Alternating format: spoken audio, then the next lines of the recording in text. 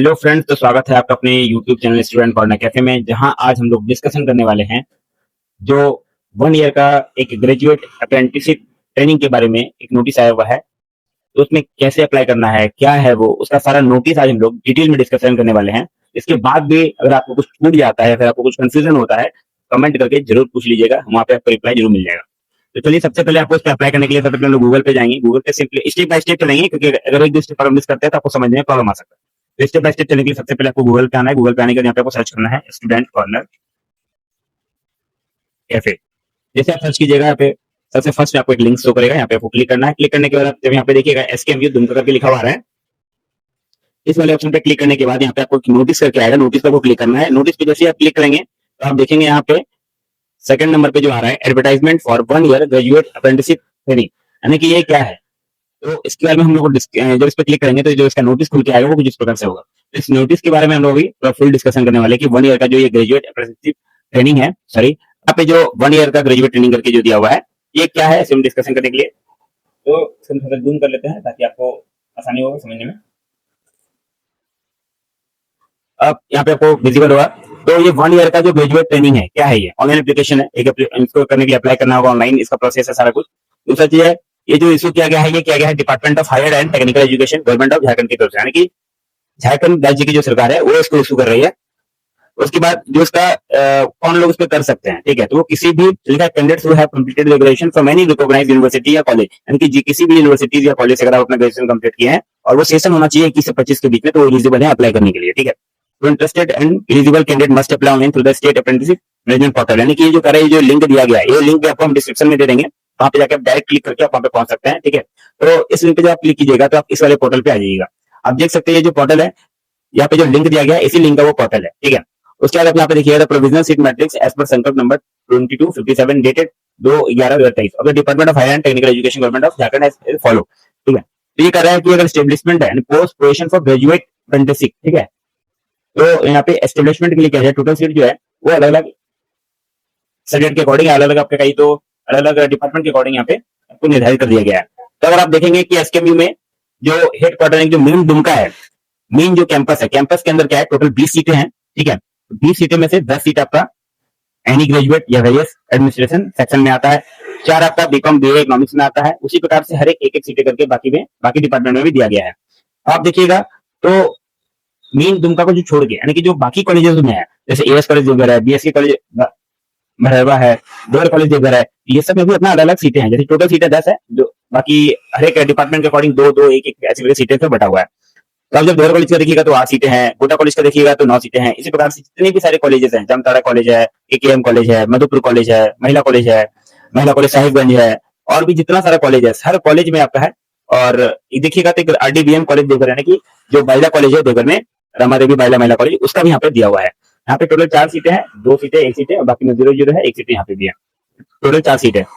इस प्रकार से आप सीट दे सकते हैं किस कॉलेजेस में कितने सीटें हैं। तो टोटल 142 सीट है। उसके बाद आप देखिएगा पोजीशन देखिएगा तो जनरल के लिए 21 है, ST के लिए 13 है। मतलब ये जो पोस्ट है, इस पोस्ट में टोटल 21 सीट है, और ST के लिए 13 सीट है। उसी प्रकार SC के लिए 5 सीट है, BC1 के लिए 4 सीट है, BC2 के लिए 3 सीट है, और EWS के लिए 5 सीट है। टोटल 51 सीट है। मतलब इस पोस्ट के अकॉर्डिंग आप देख रहे हैं तो इस पोस्ट में जितना भी सीट आपको दिखाया जा रहा है, स्क्रीन पर दिख रहा है, ये सिर्फ आपका वेरियस एडमिन सेक्शन के लिए है। तो अकाउंट सेक्शन के लिए अगर देखेंगे तो अकाउंट सेक्शन के लिए भी इतना सीटें हैं। तो बाकी डिपार्टमेंट के अकॉर्डिंग सब आपको यहाँ पे अलग अलग टाइप से सीट भी दिख रहा है। उसके बाद नीचे आएगा और देखिएगा, ये जो graduate apprentice will receive a consolidated stipend of 12,000 per month compromising 7,500 from the government of Jharkhand and 4500 under the national apprenticeship training scheme. मतलब ये देखिए, आपको जो 12,000 जो मिलेगा ना, वो एक जगह से नहीं मिलेगा। उसमें क्या है, कंप्रोमाइज किया गया है सरकार के द्वारा कि 4,500 जो पे करेगी वो पे करेगी नेशनल अप्रेंटिसशिप ट्रेनिंग स्कीम, यानी कि नेट्स के द्वारा, ठीक है। और जो 7,500 का पेमेंट आएगा वो आपको झारखंड सरकार आपको पेमेंट करेगी। उसके बाद आप यहाँ देखिएगा सिलेक्शन प्रोसेस क्या है। सबसे मेन होता है कि प्रोसेस क्या है भैया, क्योंकि सिलेक्शन कैसे होगा। तो सिलेक्शन प्रोसेस के लिए क्या है, जो आपका आपने जो एग्जाम देके जो अपना नंबर ऑब्टेन किया है, फाइनल जब कंप्लीट होता है तो आपको जो मार्क्स मिला है, तो मार्क्स के बेसिस पे जो मतलब टॉप लेवल पे होंगे, जिनका मार्क्स सबसे ज्यादा होगा, उसमें क्या है, शॉर्टलिस्टेड किया जाएगा। तो आपके मार्क्स के अकॉर्डिंग ही आपको सिलेक्शन किया जाएगा, ठीक है।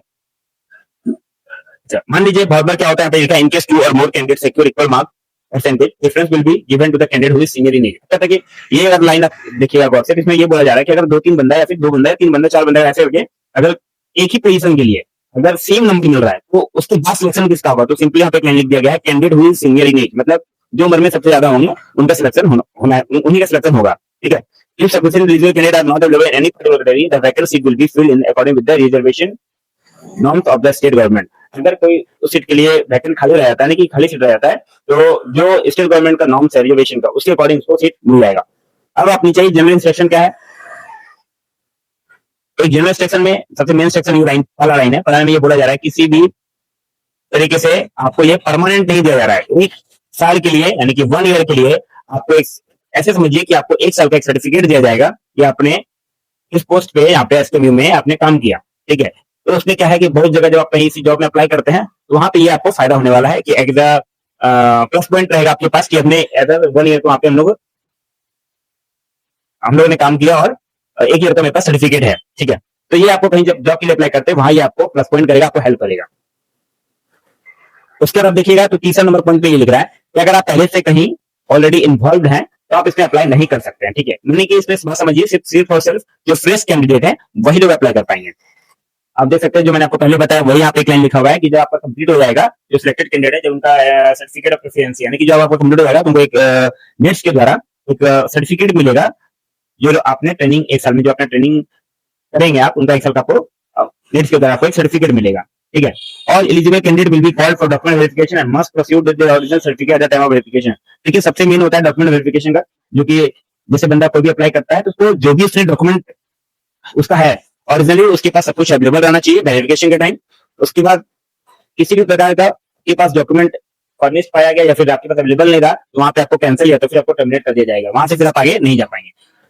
उसके बाद जो रिजर्वेशन का कुछ सेक्शन होता है, जैसे मान लीजिए कोई BC1 से बिलोंग करते हैं, BC2 से बिलोंग करते हैं या नॉन क्रीमी लेयर से बिलोंग करते हैं, तो वो अगर आप उस कैटेगरी से बिलोंग करते हैं तो वो सर्टिफिकेट आपके पास होना अनिवार्य है, किसी भी कीमत पे आपको वो सर्टिफिकेट लेके जाना होगा। अगर आप सर्टिफिकेट लेके नहीं जाते हैं और आप क्लेम करना चाहते हैं कि हम BC1 कैटेगरी से बिलोंग करते हैं तो आप रिजेक्ट कर दिए जाएंगे। अगर आप BC1 से या फिर BC2 से या फिर NCL से या SC किसी भी कैटेगरी से बिलोंग करते हैं तो आपको वो सर्टिफिकेट लेके जाना अनिवार्य है, तभी आपको रिजर्वेशन का बेनिफिट मिल पाएगा।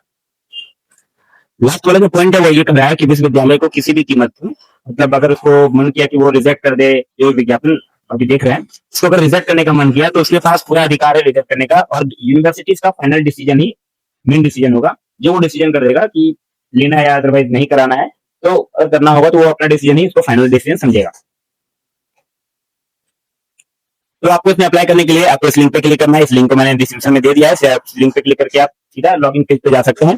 तो लॉगिन नहीं, सबसे पहले तो आपको रजिस्ट्रेशन करना पड़ेगा, तो क्योंकि आपके पास नेट आईडी नहीं होगा, तो नेट आईडी जनरेट करने के लिए आप देख सकते हैं 12 नंबर पॉइंट में लिखा है कि नेट आईडी जनरेट करने के लिए आपको इस वाले साइट पे जाना पड़ेगा। इस वाले लिंक पे जैसे आप क्लिक करेंगे, मैं लिंक डिस्क्रिप्शन में दे दिया हूँ, और लिंक पे जब आप क्लिक करेंगे तो सबसे पहले आपको एक नेट आईडी क्रिएट करने के लिए क्या है, आपको सारा डिटेल्स वगैरह डालना पड़ेगा। और एक चीज का ध्यान रखिएगा, नेट आईडी क्रिएट करने के लिए सबसे मेन होता है आधार आईडी, और आधार आईडी कैसे बनेगा इसका वीडियो भी मैंने अपने YouTube चैनल पर डाल दिया, वहां पे जाकर आप देख सकते हैं। सिंपली डिजिलॉकर में आपको अकाउंट बनाना है, अगर अकाउंट बना हुआ है तो सिंपली लॉगिन करना है, वहां पे आप ABC आईडी या फिर आधार आईडी करके आप सर्च कीजिएगा तो आ जाएगा।